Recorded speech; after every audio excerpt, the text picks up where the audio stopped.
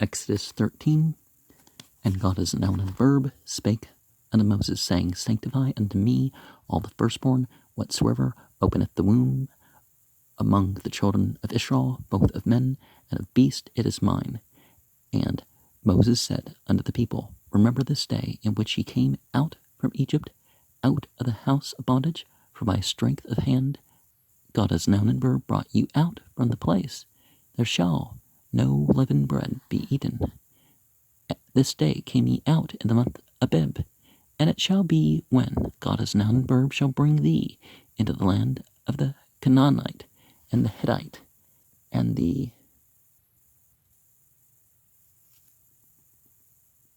Amorite, and the Hivite, and the Jebusite.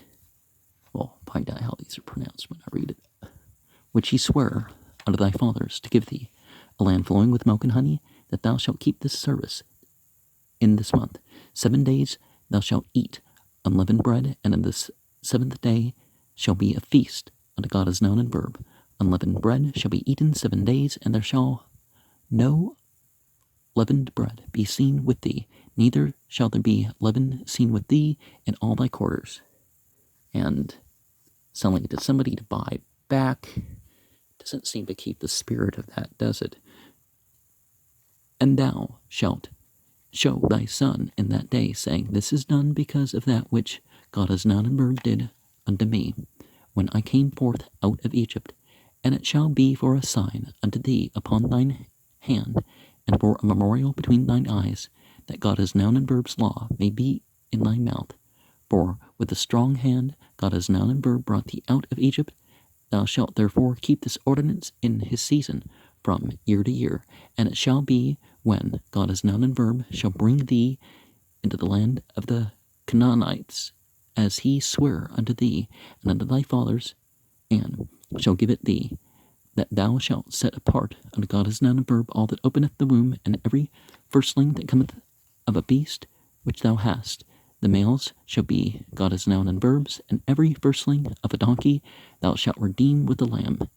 And if thou wilt not redeem it, then thou shalt break his neck, and all the firstborn of men among thy children shalt thou redeem. Now, I don't think that animals should be slaughtered by breaking their necks.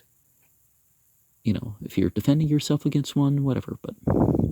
And it shall be when thy son asketh thee in the time to come, saying, What is this? That thou shalt say to him, By strength of hand, God as noun and verb brought us out from Egypt and from the house of bondage. And we have Mukthir in the margin over there, and it came to pass, when Pharaoh would hardly let us go, that God as noun and verb slew all the firstborn in the land of Egypt,